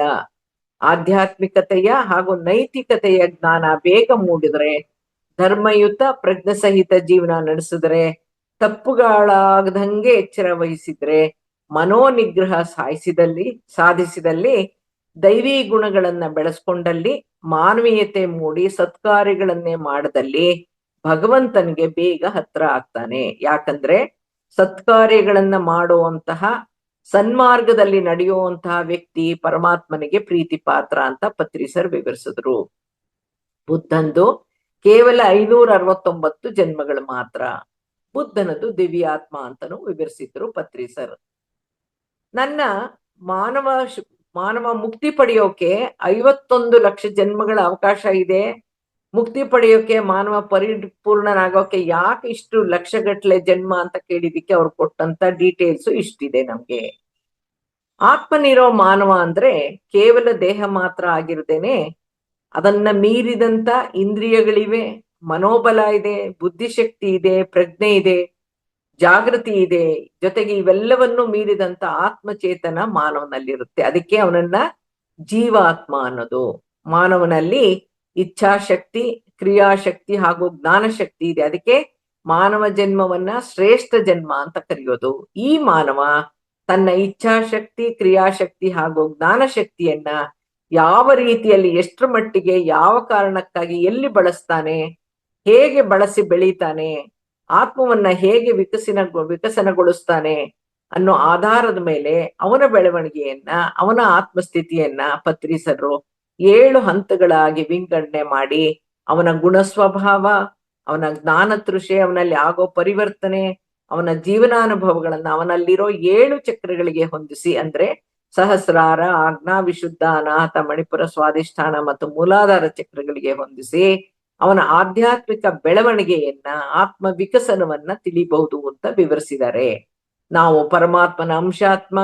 ಮೊದಲಿಗೆ ಶೈಶವಾತ್ಮವಾಗಿ ಜನ್ಮ ತಾಳೋದು. ಹುಟ್ಟಿದ ಮಕ್ಕಳು ಮುಂದೆ ಬೆಳೀತಾ ವೃದ್ಧರಾಗೋ ಹಾಗೇನೆ ಇದೇ ಶೈಶವಾತ್ಮವು ತನ್ನ ಆತ್ಮನ ತಂದೆ ಪರಮಾತ್ಮನ ಹಂತಕ್ಕೇರ್ಬೇಕಾದ್ರೆ ಯಾವ ಹಂತದಲ್ಲಿ ಸಾಗ್ಬೇಕು, ಯಾವ ಹಂತವನ್ನ ದಾಟ್ಬೇಕು ಅನ್ನೋದನ್ನ ತಿಳ್ಕೊಳ್ಳೋದನ್ನು ಕೂಡ ಆತ್ಮಜ್ಞಾನದ ಒಂದು ಭಾಗನೇ. ಆ ಪ್ರಕಾರ ಆತ್ಮನ ಬೆಳವಣಿಗೆಯಲ್ಲಿ 7 ಹಂತಗಳಿದ್ದು ಅದರಲ್ಲಿ 6 ಹಂತಗಳು ಈ ಭೂಮಂಡಲದಲ್ಲಿ, ಇದೇ ಕರ್ಮ ಭೂಮಿಯಲ್ಲಿ ಭೌತಿಕ ಸ್ತರದಲ್ಲಿ ನಡೆದು ಅಂತಿಮವಾಗಿ ಮಾಧವನಾಗ್ಬೇಕು. ಆ ಹಂತಗಳು ಯಾವುದು ಅಂದ್ರೆ, ಶೈಶವಾತ್ಮ ಜಸ್ಟ್ ಬಾರ್ನ್ ಸೋಲ್, ಮೂಲಾಧಾರ ಚಕ್ರ ಸ್ಥಿತಿಯಲ್ಲಿ ಇರುತ್ತೆ, ಜಸ್ಟ್ ಹುಟ್ಟಿದ ಆತ್ಮ. ಬಾಲ್ಯಾತ್ಮ ಅಂದ್ರೆ ಬೇಬಿ ಸೋಲ್, ಸ್ವಾಧಿಷ್ಠಾನ ಚಕ್ರದ ಹಂತಕ್ಕೆ ಬೆಳೆಯುತ್ತೆ. ಯುವಾತ್ಮ ಯಂಗ್ ಸೋಲ್, ಮಣಿಪೂರಕ ಚಕ್ರ. ಪ್ರೌಢಾತ್ಮ ಮೆಚ್ಯೂರ್ ಸೋಲ್ ಅನ್ನೋದು ಅನಾಹತ ಚಕ್ರದವರೆಗೂ ಬೆಳೆಯುತ್ತೆ. ವೃದ್ಧಾತ್ಮ ಓಲ್ಡ್ ಸೋಲ್ ಅಂದ್ರೆ ವಿಶುದ್ಧ ಚಕ್ರದವರೆಗೂ. ವಿಮುಕ್ತಾತ್ಮ ಅಂದ್ರೆ ರಿಯಲೈಸ್ಡ್ ಅಥವಾ ಎನ್ಲೈಟೆಂಡ್ ಸೋಲ್ ಅಂತಾರೆ, ಅದು ಆಜ್ಞಾ ಚಕ್ರದವರೆಗೂ ಬೆಳೆಯುತ್ತೆ. ಇಲ್ಲಿವರೆಗೂ ಚಕ್ರಗಳ ಸ್ಥಿತಿ ಅಂತಾರೆ. ಚಕ್ರಗಳಲ್ಲಿ ಎಲ್ಲಿದೆ ಅಂತ ಹೇಳ್ತೀವಿ. ಆದ್ರೆ ಪರಮಾತ್ಮನ ಸ್ಥಿತಿಗೆ ಇನ್ಫಿನಿಟ್ ಸೋಲ್ ಆಗಿ ಬೆಳೆದಾಗ ಅದನ್ನ ಸಹಸ್ರಾರ ಸ್ಥಿತಿ ಅಂತ ಹೇಳ್ತೀವಿ. ಚಕ್ರ ಅನ್ನಲ್ಲ, ಸಹಸ್ರಾರ ಸ್ಥಿತಿ ಅಂತೀವಿ. ಈಗ ಇದೇ ಕರ್ಮಭೂಮಿಯಲ್ಲಿ ಭೌತಿಕ ಸ್ತರದಲ್ಲಿ ಮಾನವನ ಆಧ್ಯಾತ್ಮಿಕ ಬೆಳವಣಿಗೆಯಲ್ಲಿ 6 ಹಂತಗಳು ಹೇಗಿರುತ್ತೆ, ಯಾವ ಚಕ್ರ ಸ್ಥಿತಿಯಲ್ಲಿರೋರು ಯಾವ ತರಹ ಇರ್ತಾರೆ ಅಂತ ನೋಡೋಣ. ಆತ್ಮಕ್ಕೆ ವಯಸ್ಸು ಇಲ್ಲ, ಆಯಸ್ಸು ಇಲ್ಲ ಅಂತ ಹೇಳಿದ್ದೆ. ಈ ಹಂತಗಳು ಮಾನವನ ವಯಸ್ಸಿನ ಆಧಾರದ ಮೇಲಲ್ಲ, ಆಧ್ಯಾತ್ಮಿಕ ಬೆಳವಣಿಗೆಯ ಆಧಾರದ ಮೇಲೆ. ನೀವು ಆಧ್ಯಾತ್ಮಿಕ ಬೆಳವಣಿಗೆಯ ಯಾವ ಹಂತದಲ್ಲಿದ್ದೀವಿ, ನಮ್ಮ ಆತ್ಮಸ್ಥಿತಿ ಎಲ್ಲಿದೆ, ಚಕ್ರಸ್ಥಿತಿ ಎಲ್ಲಿದೆ ಅಂತ ಆತ್ಮಾವಲೋಕನ ಕೂಡ ಮಾಡ್ಕೊಳ್ಳೋಕ್ಕೂ ಕೂಡ ಇದೊಂದು ಸದವಕಾಶ. ಮೊದಲನೇ ಹಂತ ಶೈಶವಾತ್ಮ, ಜಸ್ಟ್ ಬಾರ್ನ್ ಸೋಲ್ ಮೂಲಾಧಾರ ಸ್ಥಿತಿಯಲ್ಲಿ ಇರುತ್ತೆ ಅಂತ, ಚಕ್ರದಲ್ಲಿ ಇರುತ್ತೆ. ಹೊಸದಾಗಿ ಸೃಷ್ಟಿಯಾಗಿರೋ ಆತ್ಮಕ್ಕೆ ಪ್ರತಿಯೊಂದು ಸ್ಥಿತಿಗತಿಗಳು ಕೂಡ ಹೊಸದಾಗಿರುತ್ತೆ. ಈ ಆತ್ಮ ತನ್ನನ್ನ ಮತ್ತು ಪ್ರಪಂಚವನ್ನ ನೋಡೋ ರೀತಿ ಹೇಗೆಂದ್ರೆ ನಾನು ಮತ್ತು ಅದು ಅಂತ, ಅದು ಬೇರೆನೇ ಅನ್ನೋ ತರ ನೋಡುತ್ತೆ. ತಪ್ಪು ಸರಿ ಅನ್ನೋ ಪರಿವೇ ಇರಲ್ಲ, ಮಾಡ್ಬೇಕಾ ಮಾಡ್ಬಾರ್ದಾ ಅನ್ನೋ ನಿರ್ಧಾರಕ್ಕೆ ಬರಕ್ಕಾಗಲ್ಲ. ಅವ್ರಿಗೆ ಅರ್ಥ ಆಗೋದು ಕಡಿಮೆ ಇರುತ್ತೆ. ತಂದೆ ತಾಯಿಯರ ಧರ್ಮವನ್ನ ಪರಿಪಾಲಿಸ್ತಾರೆ, ಹೇಳ್ಕೊಟ್ರೆ ಒಳ್ಳೆಯ ನಡತೆ ಗುಣಗಳನ್ನ ಕಲ್ತ್ಕೋತಾರೆ. ಕಾಮನ್ ಸೆನ್ಸ್, ಸಾಮಾನ್ಯ ಪ್ರಜ್ಞೆ ಇರುತ್ತೆ, ಕಲಿಸ್ಬಹುದು. ಅವ್ರಿಗೆ ಗಾಂಭೀರ್ಯವನ್ನ ಕಲಿಸ್ಬೋದು. ಯಾರು ಏನ್ ಹೇಳಿದ್ರು ಆಲಿಸ್ತಾರೆ. ಇವರು ಮೂಲಾಧಾರ ಚಕ್ರದಲ್ಲಿರೋರು. ಎರಡನೇದು ಬಾಲಾತ್ಮ, ಬೇಬಿ ಸೋಲ್ಸ್, ಇನ್ಫೆಂಟ್ ಸೋಲ್ ಅಂತ ಸ್ವಾಧಿಷ್ಠಾನದಲ್ಲಿರ್ತಾರೆ. ಈ ಆತ್ಮಸ್ಥಿತಿಯಲ್ಲಿರೋರು ಚಿಕ್ಕ ವಯಸ್ಸಿನಿಂದಾನೇ ತನ್ನ ಸುತ್ತಮುತ್ತ ಇರೋ ಜನರಿಂದ, ಪರಿಸರ ಮತ್ತು ಸ್ಥಿತಿಗತಿಗಳಿಂದ ಹಲವಾರು ನಂಬಿಕೆಗಳನ್ನ, ತತ್ವಗಳನ್ನ ತನ್ನ ಮನದಾಳದಲ್ಲಿ ಬೇರೂರುವಂತೆ ಸಿದ್ಧಪಡಿಸ್ಕೊಳ್ತಾರೆ. ತನ್ನ ವಿರುದ್ಧವಾಗಿ ಯಾರಾದ್ರೂ ಏನಾದ್ರೂ ಹೇಳಿದ್ರೆ ಸಮರ್ಥಿಸ್ಕೊಂಡ್ರೆ ತನ್ನ ಅಂತರಾಳದಲ್ಲಿ ಘರ್ಷಣೆಗಳಿಗಾಗಿ ತೊಂದರೆ ಅನುಭವಿಸ್ತಾರೆ. ಆ ಘರ್ಷಣೆಯನ್ನ ಕೋಪದ ರೂಪದಲ್ಲಿ, ಹಗೆತನದ ರೂಪದಲ್ಲಿ, ನಕಾರಾತ್ಮಕ ಭಾವನೆಗಳ ರೂಪದಲ್ಲಿ ಅಂದ್ರೆ ರೋಷ, ದ್ವೇಷ, ಹಠ, ಸೇಡಿನ ರೂಪದಲ್ಲಿ ಶಾಶ್ವತ ಸಮರ ಸಾರೋ ರೀತಿಯಲ್ಲಿ ನಡೆದುಕೊಳ್ಳುವಂಥವ್ರಾಗಿರ್ತಾರೆ. ಸ್ವಲ್ಪ ಜೋರು ಸ್ವಭಾವದವರಾಗಿರ್ತಾರೆ. ಅಥಾರಿಟಿ ತೋರಿಸ್ತಾರೆ, ನಂದೇ ನಡಿಬೇಕು ಅಂತ ಭಾವಿಸ್ತಾರೆ. ಅವರಿಗೆ ಭಗವಂತನ ಅರಿವಿರುತ್ತೆ, ಭಗವಂತನಲ್ಲಿ ವಿಶ್ವಾಸ ಇರುತ್ತೆ. ಭಗವಂತನನ್ನ ಮನುಷ್ಯನಂತೆ ಮೂರ್ತೀಕರಿಸ್ತಾನೆ. ಪಾಪ, ಪುಣ್ಯ, ಕರ್ಮ, ಒಳ್ಳೇದು, ಕೆಟ್ಟದು, ವಿವೇಕ, ಅರಿವು, ಪ್ರಜ್ಞೆ ಸ್ವಲ್ಪ ಮಟ್ಟಿಗಿರುತ್ತಷ್ಟೇ. ಅಧ್ಯಾತ್ಮ ಪ್ರಜ್ಞೆ ಪ್ರಾರಂಭ ಆಗಿರುತ್ತೆ. ದೇವಾಲಯಕ್ಕೆ, ಚರ್ಚ್ಗೆ ಹೋಗಿ, ಮಸೀದಿಗೆ ಹೋಗಿ ಅಂತ ಬೇರೆಯವ್ರಿಗೆ ಅಂದ್ರೆ ಉಳಿದ ಶೈಶವಾತ್ಮಗಳ ಮೇಲೆ ದೊಡ್ಡಸ್ಗೆ ತೋರಿಸ್ತಾ ಇರ್ತಾರೆ. ತನ್ನನ್ನ ಮತ್ತು ಪ್ರಪಂಚವನ್ನ ನೋಡೋ ರೀತಿ ಹೇಗೆ ಅಂದ್ರೆ ನಾನು ನನ್ನಂತಹ ಇತರರು ಅಂತ ನೋಡ್ತಾರೆ. ಇವರು ಸ್ವಾಧಿಷ್ಠಾನ ಚಕ್ರಕ್ಕೆ ಸಂಬಂಧಿಸಿದವರು. ಮೂರನೇ ಹಂತ ಯುವಾತ್ಮ. ಈ ಆತ್ಮಸ್ಥಿತಿಯಲ್ಲಿರೋರು ಪೀಠಾಧಿಪತಿಗಳು, ಮತಾಧಿಕಾರಿಗಳು, ರಾಜಕೀಯ ನಾಯಕರಾಗಿರ್ತಾರೆ. ತಾವೇ ದೊಡ್ಡವರು, ತಮ್ಮ ಮತಾನೇ ದೊಡ್ಡದು, ತಮ್ಮ ಪಾರ್ಟಿನೇ ದೊಡ್ಡದು ಅಂತ ತಮ್ಮನ್ ತಾವೇ ಪ್ರಶಂಸಿಸ್ಕೊಳ್ತಾರೆ. ಈ ಯೌವನಾತ್ಮಗಳು ಜೀವನದಲ್ಲಿ ಅಸಾಧ್ಯವಾಗಬಹುದಾದಂತಹ ಗುರಿಗಳನ್ನ ನಿರ್ಧರಿಸ್ತಾರೆ. ಅಪಾಯನೂ ಕೂಡ ಲೆಕ್ಕಿಸ್ತೇನೆ ಸಾಹಸಕ್ಕೆ ಕೈ ಹಾಕ್ತಾರೆ. ಧೈರ್ಯದಿಂದ, ಗಟ್ಟಿತನದಿಂದ ಮುನ್ನುಗ್ಗುವಂತವರಾಗಿರ್ತಾರೆ. ನಡೆದು ಬಂದ ದಾರಿ, ನಾಗರಿಕತೆ, ಸಂಸ್ಕೃತಿಯನ್ನೇ ಬದಲಿಸಿ ಹೊಸ ಸಂಸ್ಕೃತಿಯ ಸೃಷ್ಟಿಕರ್ತರಾಗ್ತಾರೆ. ಉನ್ನತ ಶಿಕ್ಷಣವನ್ನ ಹೊಂದುತ್ತಾರೆ. ತಾನು ನಿರ್ಧರಿಸಿದ ಗುರಿಗಾಗಿ ಶ್ರಮಪಟ್ಟು ದುಡಿತಾರೆ. ಬರೋ ಎಲ್ಲಾ ಕಷ್ಟ ಸಂಕಷ್ಟಗಳನ್ನ ಎದುರಿಸ್ತಾರೆ, ನಿಭಾಯಿಸ್ತಾರೆ. ಏನನ್ನಾದ್ರೂ ಸಾಧಿಸ್ಲೇಬೇಕು ಅನ್ನೋ ಮನಸ್ಸಿರುತ್ತೆ. ತನ್ನ ಅಂತಸ್ತು, ಸ್ಥಾನಮಾನಗಳಿಗೆ ತಕ್ಕಂತಹ ಸಾಕು ಪ್ರಾಣಿಗಳನ್ನ ಸಾಕಿರ್ತಾರೆ. ಧಾರ್ಮಿಕ ಒಲವನ್ನ ಬೆಳೆಸ್ಕೊಂಡಿರ್ತಾರೆ. ಅತಿಯಾದ ಸಾಂಪ್ರದಾಯಿಕ ಜೀವನವನ್ನ ಸಾಗಿಸ್ತಾರೆ. ಖಂಡಿತವಾದಿಗಳಾಗಿರ್ತಾರೆ. ಇಂತಹ ಆತ್ಮಸ್ಥಿತಿಯಲ್ಲಿ ಇರುವಂತವ್ರಿಗೆ ಭೌತಿಕ ದೇಹದ ಮೇಲೆ ಅತಿಯಾದ ಒಲವಿರುತ್ತೆ. ಭೌತಿಕ ಸ್ತರ, ಅಂತಸ್ತು, ಆಸ್ತಿ, ವಿದ್ಯೆಗೆ ಅಂಟುಕೊಂಡವರಾಗಿರ್ತಾರೆ. ದೇಹಾತೀತ ಅನುಭವಗಳಾದ್ರೂ ಕೂಡ ಅದನ್ನ ಗುರುತಿಸಕ್ಕಾಗ್ಲಿ ಅಥವಾ ಅದರಲ್ಲಿ ತೊಡಗಿಸ್ಕೊಳಕ್ಕಾಗ್ಲಿ, ಅದ್ರ ಬಗ್ಗೆ ತಿಳ್ಕೊಳಕ್ಕಾಗ್ಲಿ ಅವ್ರಿಗೆ ಆಸಕ್ತಿ ಇರಲ್ಲ. ಆಧ್ಯಾತ್ಮಿಕ ಅನುಭವ ಮತ್ತು ಅನುಭೂತಿಗಳು ಹಿತ ಅಂತ ಅನ್ಸಲ್ಲ. ಇವರು ಮಣಿಪುರ ಚಕ್ರಕ್ಕೆ ಸಂಬಂಧಿಸಿದವರು. ಇವರುಗಳನ್ನ ಪತ್ರಿಸರು ಮೇಲೆ ಮಣಿ ಒಳಗೆ ಟೊಳ್ಳು ಅಂತ ವಿವರಿಸಿದ್ದಾರೆ. ಇನ್ನು ನಾಲ್ಕನೇ ಸ್ಥಿತಿ ಪ್ರೌಢಾತ್ಮ ಅಥವಾ ಪ್ರಬುದ್ಧಾತ್ಮ, ಅದನ್ನ ಮೆಚ್ಯೂರ್ಡ್ ಸೋಲ್ ಅಂತಾರೆ. ಅದು ಅನಾಹತ ಚಕ್ರದಲ್ಲಿರ್ತಾರೆ. ಈ ಚಕ್ರ ಸ್ಥಿತಿಯಲ್ಲಿರೋರು ಶಾಂತವಾಗಿ ಅಹಿಂಸಾಯುತವಾಗಿರ್ತಾರೆ. ಪ್ರಕೃತಿಯಲ್ಲಿ ಅಡಗಿರೋ, ಸೃಷ್ಟಿಯಲ್ಲಿ ಅಡಗಿರೋ ಸುಂದರತೆಯ ಆನಂದವನ್ನ ಸವಿಯುವಂಥವರಾಗಿರ್ತಾರೆ.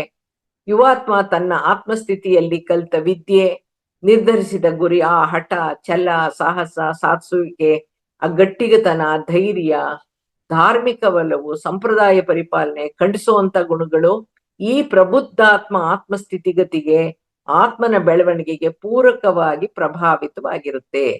ಸತ್ಯಾಸತ್ಯತೆಗಳನ್ನ ತಿಳಿದು ಅರ್ಥೈಸುವಂತಹವರಾಗಿರ್ತಾರೆ. ಸಂಶೋಧನೆಯಲ್ಲಿ ತೊಡಗಕ್ಕೆ ಆತ್ಮ ಸಿದ್ಧವಾಗುತ್ತೆ.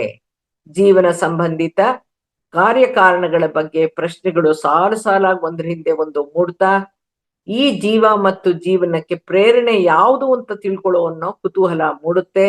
ಆತ್ಮವಿಕಸನ ಆಗುತ್ತೆ. ನಾನು ತಿಳಿಯಬೇಕಾದ ತುಂಬಾ ಇದೆ, ನಾನೇನನ್ನೋ ಹುಡುಕ್ತಾ ಇದ್ದೀನಿ, ನನ್ಗೇನೋ ಬೇಕು, ನನ್ನ ಬೇಕುಗಳು ಈಗಿರೋದಲ್ಲ, ಈಗ ಸಿಕ್ಕಿರೋದಲ್ಲ ಅನ್ನಿಸ್ತಾ ಇರುತ್ತೆಯೇ ಹೊರತು ಯಾವುದು ಬೇಕು, ಏನು ಬೇಕು ಅನ್ನೋದ್ರ ಸ್ಪಷ್ಟತೆ ಇರಲ್ಲ. ಸ್ವಾಭಾವಿಕವಾಗಿಯೇನೆ ಈ ಪ್ರಬುದ್ಧಾತ್ಮ ಆತ್ಮಸ್ಥಿತಿಯಲ್ಲಿರೋರ್ಗೆ ಸಮಸ್ಯೆಗಳು ಸುತ್ತುವರಿತಾ ಇರುತ್ತೆ, ಧಾರ್ಮಿಕ ತತ್ವಗಳು ಪ್ರೇರಣೆಯಾಗ್ತಾ ಇರುತ್ತೆ, ಉನ್ನತ ಜ್ಞಾನವನ್ನ ಪಡಿಬೇಕು ಅನ್ನೋ ತೃಷೆ ಹೆಚ್ಚಾಗ್ತಾ ಇರುತ್ತೆ. ಆದರೆ ಸಂಘ ಸಂಸ್ಥೆಗಳ ಮೂಲಕ ಅಲ್ಲ, ಜ್ಞಾನಿಗಳಿಂದ, ಅನುಭವಿಗಳಿಂದ, ಸತ್ಸಂಗ ಸ್ವಾಧ್ಯಾಯಗಳ ಮೂಲಕ ತಿಳಿಬೇಕು ಅನ್ನೋ ತೃಷೆ ಹೆಚ್ಚಾಗುತ್ತೆ. ತತ್ವಜ್ಞಾನ, ತತ್ವಶಾಸ್ತ್ರ, ವಿಜ್ಞಾನ ಮತ್ತು ಆಧ್ಯಾತ್ಮಿಕ ಜ್ಞಾನ ಕುರಿತು ಅಪಾರ ಜ್ಞಾನ ಪಡಿತಾರೆ ಮತ್ತು ಪಡೆದ ಜ್ಞಾನವನ್ನ ಇತರರಿಗೂ ಕೂಡ ತಿಳಿಸುವಂತಹವರಾಗ್ತಾರೆ. ಆಗಾಗ ಆಧ್ಯಾತ್ಮಿಕ ದೇಹಾತೀತ ಅನುಭವಗಳಾಗ್ತಾ ಇರುತ್ತೆ, ಕುತೂಹಲ ಮೂಡ್ತಾ ಇರುತ್ತೆ, ದೇಹಾತೀತ ಅನುಭವಗಳನ್ನ ಆನಂದಿಸ್ತಾ ಇರ್ತಾನೆ. ವಿಶೇಷ ಆಟಗಾರನಾಗಿನೋ ವ್ಯಾಪಾರ ವ್ಯವಹಾರದಲ್ಲೋ ಅಥವಾ ಕರ್ಮಯೋಗದಲ್ಲೋ ಇರ್ತಾರೆಯೇ ಹೊರತು ಧ್ಯಾನ ಮಾಡೋದಿಲ್ಲ.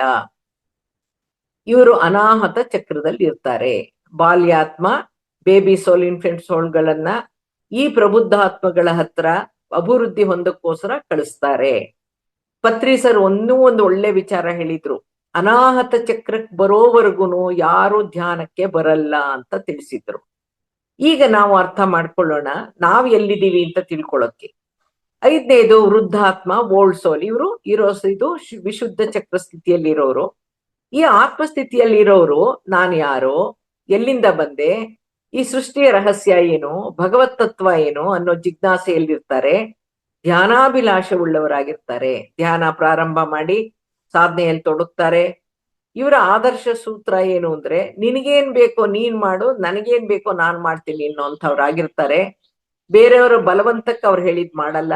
ಇವ್ರಿಗೆ ತನ್ನ ತಪ್ಪನ್ನ ಮುಚ್ಚಿಕೊಳ್ಳೋಕೆ, ತನ್ನ ಹೇಳಿಕೆಗಳನ್ನ ಮತ್ತು ತಮ್ಮ ನಡವಳಿಕೆಗಳನ್ನ ರಕ್ಷಿಸಿಕೊಳ್ಳೋಕೋಸ್ಕರ ಬಳಸಿದ ಅಸತ್ಯ ವ್ಯಕ್ತಿತ್ವವೇ ಸಮಸ್ಯೆಯಾಗಿ ಹೊರಹೊಮ್ಮಿರೋದು ಅಂತ ಅವರ ಅರಿವಿಗೆ ಬರುತ್ತೆ.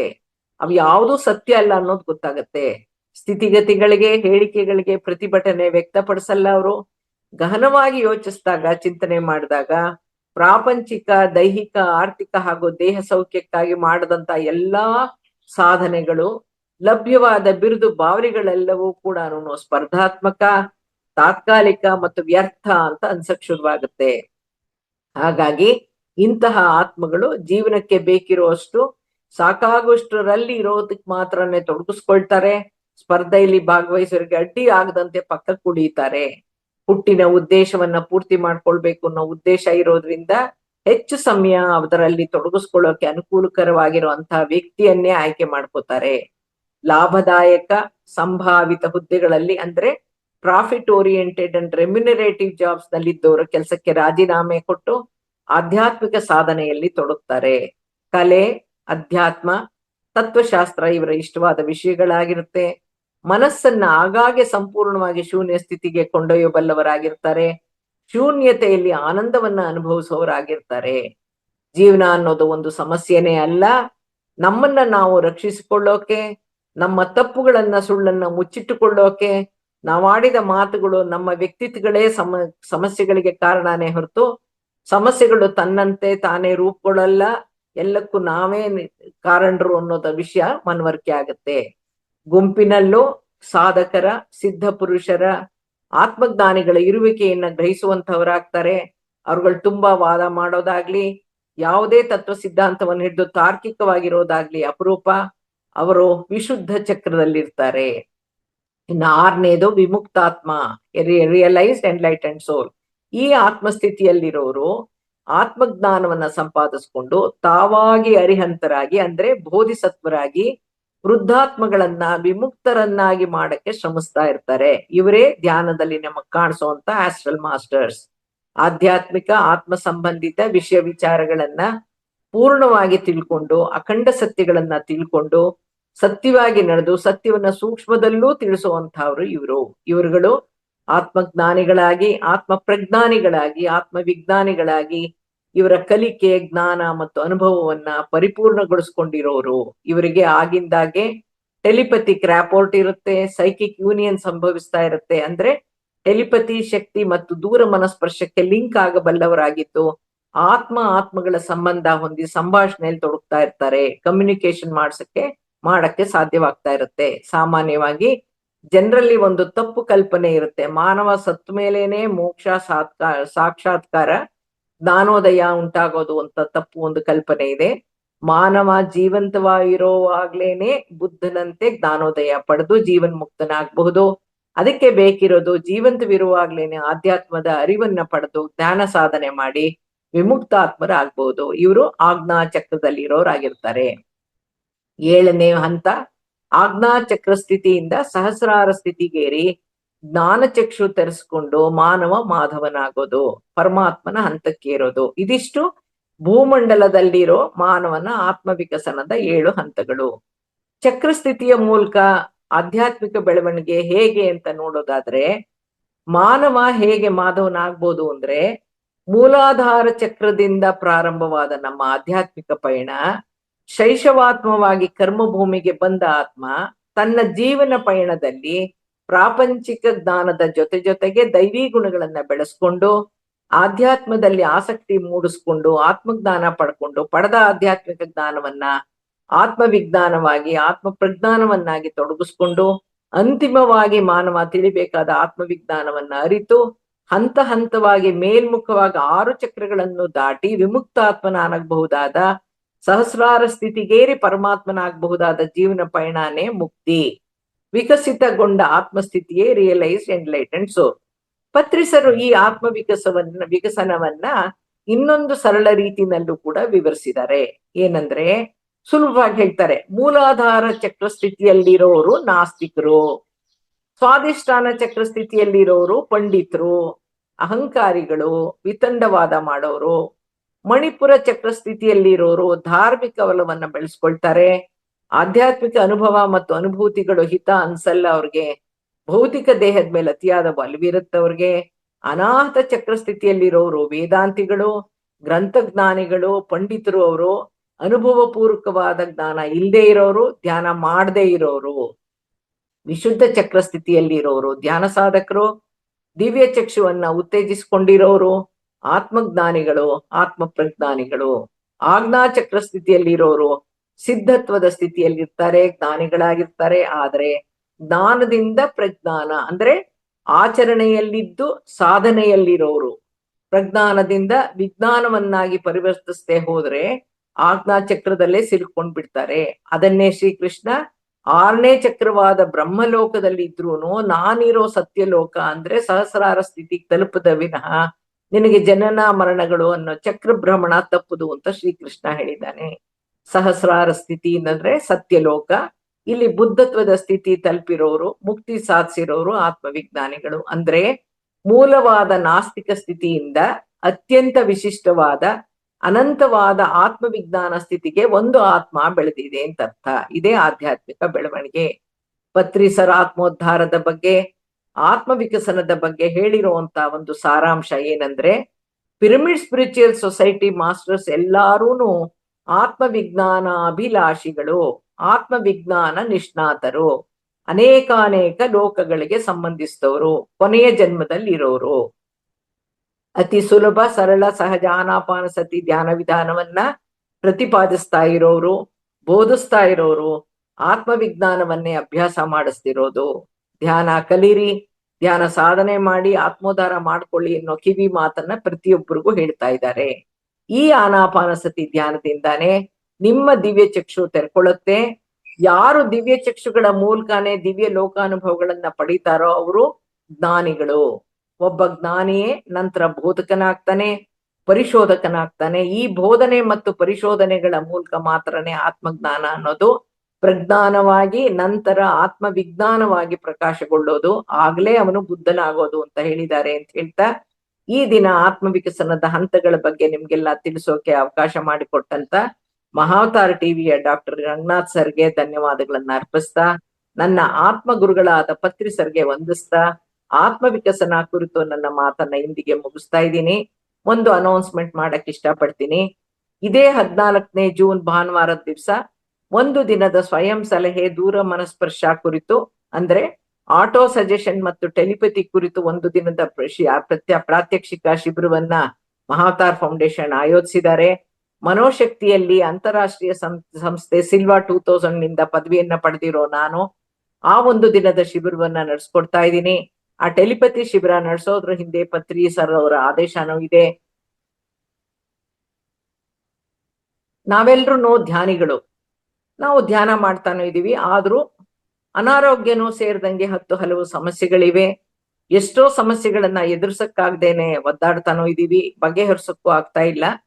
ನಮ್ಮ ಆರೋಗ್ಯದ ಸಮಸ್ಯೆಗಳಿಗೆ, ನಮ್ಮ ವೈಯಕ್ತಿಕ ಸಮಸ್ಯೆಗಳಿಗೆ ನಮಗೆ ನಾವೇ ಸ್ವಯಂ ಸಲಹೆಯನ್ನ ಸುಪ್ತ ಸ್ಥಿತಿಯಲ್ಲಿ ಹೇಗೆ ಕೊಟ್ಕೊಳ್ಳೋದು ಅನ್ನೋದನ್ನು, ನಮ್ಮದೇ ಕುಟುಂಬದ ಸದಸ್ಯರಲ್ಲಿರೋ ಮಕ್ಕಳಲ್ಲಿರೋ ನ್ಯೂನ್ಯತೆಗಳನ್ನ, ಕೋಪ ತಾಪಗಳನ್ನ, ಬೇಜವಾಬ್ದಾರಿತನವನ್ನ ಕಡಿಮೆ ಮಾಡೋದನ್ನ ಕಲಿಯೋಕೆ ಅವಕಾಶ ಇದೆ. ಅವತ್ತು 14ನೇ ತಾರೀಕಿನ ಶಿಬಿರದಲ್ಲಿ ಎಚ್ಚರ ಮನಸ್ಸಿಂದ ಭೌತಿಕವಾಗಿ ಮಾಡಕ್ಕೆ ಯಾವುದು ಅಸಾಧ್ಯ ಅಂತ ಅನ್ಸುತ್ತೋ ಅದನ್ನ ನಮ್ಮ ಸುಪ್ತ ಮನಸ್ಸಿನ ಸಹಾಯದಿಂದ ಮಕ್ಕಳಿಗೆ ಯಾರಲ್ಲಿ ಬೇಕಾದ್ರೂ ಪರಿವರ್ತನೆ ತರಬಹುದಾದಂತ ಒಂದು ತರಬೇತಿ ನಡೀತಾ ಇದೆ. ಈ ತರಬೇತಿ ಬರೀ ಅನಾರೋಗ್ಯದಿಂದ ಬಳಲ್ತಾ ಇರೋರಿಗಲ್ಲ, ಅಥವಾ ಸಮಸ್ಯೆಗಳಲ್ಲಿ ಸಿಕ್ಕಾಕೊಂಡಿರೋ ಕುಟುಂಬಸ್ಥರಿಗೆ ಮಾತ್ರ ಅಲ್ಲ. ಇದೇ ಶಿಬಿರದಲ್ಲಿ 18 ವರ್ಷ ತುಂಬಿದ ವಿದ್ಯಾರ್ಥಿಗಳು, ಅಂಕಗಳಿಕೆಗಾಗಿ ಡಿಸ್ಟಿಂಕ್ಷನ್ ಪಡ್ಕೊಳ್ಳೋಕೆ ಕಷ್ಟಪಡ್ತಿರೋರು, ರ್ಯಾಂಕ್ ತಗೋಬೇಕು, ಒಳ್ಳೆ ಭವಿಷ್ಯವನ್ನ ರೂಪಿಸ್ಕೋಬೇಕು ಅನ್ನೋ ಗುರಿ ಇಟ್ಕೊಂಡಿರೋರು, ಕೆಲ್ಸಕ್ಕಾಗಿ ಪ್ರಯತ್ನಿಸ್ತಾ ಇರೋರು, ಕಾಂಪಿಟೇಟಿವ್ ಎಕ್ಸಾಮ್ಸ್ UPSC ಪರೀಕ್ಷೆಗಳನ್ನ ಪಾಸ್ ಮಾಡ್ಬೇಕು ಅನ್ನೋ ಗುರು ಇಟ್ಕೊಂಡಿರೋರು, ಪ್ರಮೋಷನ್ ಟ್ರಾನ್ಸ್ಫರ್ಗಾಗಿ ಪ್ರಯತ್ನಿಸ್ತಾ ಇರೋರು ಕೂಡ ಈ ಕಾರ್ಯಕ್ರಮದಲ್ಲಿ ಭಾಗವಹಿಸಿ ಅವರ ಸುಪ್ತ ಮನಸ್ಸಿನ ಶಕ್ತಿ ಸಾಮರ್ಥ್ಯವನ್ನ ಬಳಸಿ ಗುರಿ ಸಾಧಿಸ್ಬೋದು, ಯಶಸ್ವಿ ಆಗ್ಬೋದು. ದಯವಿಟ್ಟು ಇದರ ಲಾಭವನ್ನ ಪಡೆದು ಸಂತೋಷದ, ಸಮಾಧಾನದ, ಯಶಸ್ವಿ ಜೀವನವನ್ನ ಸಾಗಿಸಕ್ಕೆ ತಯಾರು ಮಾಡ್ಕೋಬಹುದು. ನಿಮ್ಮ ಭವಿಷ್ಯವನ್ನ ರೂಪಿಸ್ಕೊಳ್ಬಹುದು. 18 ವರ್ಷ ಮೇಲ್ಪಟ್ಟ ಎಲ್ರೂ ಕಲಿಯಲೇಬೇಕಾದಂತ ಆಧ್ಯಾತ್ಮಿಕ ವಿದ್ಯೆ ಅಂತ ಘಂಟಾಘೋಷವಾಗಿ ಹೇಳ್ತೀನಿ. ಯಾಕೆ ಅಂದ್ರೆ ನಾನು ಮನೋಶಕ್ತಿಯಲ್ಲಿ ಅಂತಾರಾಷ್ಟ್ರೀಯ ಸಂಸ್ಥೆ ಸಿಲ್ವಾ 2000 ನಿಂದ ಇದೇ ತರಬೇತಿಯನ್ನ ಪಡೆದು ಧ್ಯಾನದ ಜೊತೆಗೆ ಇವುಗಳನ್ನ ಅಳವಡಿಸ್ಕೊಂಡು ನನ್ನ ಗರ್ಭಕೋಶವನ್ನ ಆಪರೇಷನ್ ಮಾಡದೇನೆ ಇಂದಿಗೂ ಉಳಿಸ್ಕೊಂಡಿದ್ದೀನಿ. ಗಂಟ್ಲ ಆಪರೇಷನ್ ಅಂತ ಕಳೆದು ಹೋಗಿದ್ದಂತ ನನ್ನ ಧ್ವನಿಯನ್ನ ಸುಪ್ತ ಮನಸ್ಸಿನ ಸಹಾಯದಿಂದ ಹಿಂಪಡೆದಿದ್ದೀನಿ. ಕಳ್ಕೊಂಡಿದ್ದಂತ ಬಂಗಾರದ ಒಡವೆಗಳಿದ್ದ ವ್ಯಾನಿಟಿ ಬ್ಯಾಗ್ ವಾಪಸ್ ಪಡ್ಕೊಂಡಿದ್ದೀನಿ. ಇವೆಲ್ಲವೂ ಸಾಧ್ಯವಾಗಿದ್ದು ಇದೇ ಆನಾಪಾನಸತಿ ಧ್ಯಾನದಿಂದ, ಸುಪ್ತ ಮನಸ್ಸಿನ ಸಹಾಯದಿಂದ, ಸಂಕಲ್ಪ ಶಕ್ತಿಯಿಂದ, ಸ್ವಯಂ ಸಲಹೆಯಿಂದ, ಟೆಲಿಪತಿಯಿಂದ ನಾನು ಅಳವಡಿಸ್ಕೊಂಡಿರೋ ತಂತ್ರಗಳನ್ನ ಕಲ್ಸ್ಕೊಳ್ತಾ ಇದ್ದೀನಿ. ಇದೇ 13ನೇ ತಾರೀಕು ಶನಿವಾರ ದಿವಸ ಅಕ್ಯುಪ್ರೆಷರ್ದು 1 ಪಾಯಿಂಟ್ ಥೆರಪಿ ಅನ್ನೋದನ್ನ ಕಲ್ಸ್ಕೊಡ್ತಾ ಇದ್ದಾರೆ ನಮ್ಮ ಮನೆಯವರು ಡಾಕ್ಟರ್ CS ಕೃಷ್ಣಮೂರ್ತಿಯವರು. ಸುಲಭವಾಗಿ ಒಂದೇ ಒಂದು ಬಿಂದುವನ್ನ ಗುರುತಿಸಿ ಒತ್ಕೊಳ್ಳೋದ್ರ ಮೂಲಕ ನಾವು ಆರೋಗ್ಯವನ್ನ ಪಡ್ಕೊಳ್ಬಹುದು ಅನ್ನೋದಂತ ಸರಳ ವಿಧಾನವನ್ನ ಕಲ್ಸ್ಕೊಡ್ತಾ ಇದ್ದಾರೆ. ದಯವಿಟ್ಟು 13ನೇ ತಾರೀಕಿನ ಒಂದು 1 ಪಾಯಿಂಟ್ ಥೆರಪಿ ಶಿಬಿರಕ್ಕೂ 14ನೇ ತಾರೀಕು ನಡೀತಾ ಇರುವಂತ ಟೆಲಿಪತಿ ಶಿಬಿರಕ್ಕೂ ಭಾಗವಹಿಸಿ ನಿಮ್ಮ ಜೀವನವನ್ನ ಸಾರ್ಥಕ ಮಾಡ್ಕೊಳ್ಳಿ. ನಿಮ್ಮ ಒಂದು ಪ್ರತಿ ಗಳಿಗೆಯನ್ನು ಉಪಯೋಗ ಮಾಡ್ಕೊಳ್ಳಿ, ಸಾರ್ಥಕ ಮಾಡ್ಕೊಳ್ಳಿ ಅಂತ ಹೇಳ್ತಾ ನನ್ನ ಮಾತನ್ನ ಮುಗಿಸ್ತಾ ಇದ್ದೀನಿ. Thank you. ನಮಸ್ತೆ ಮೇಡಮ್.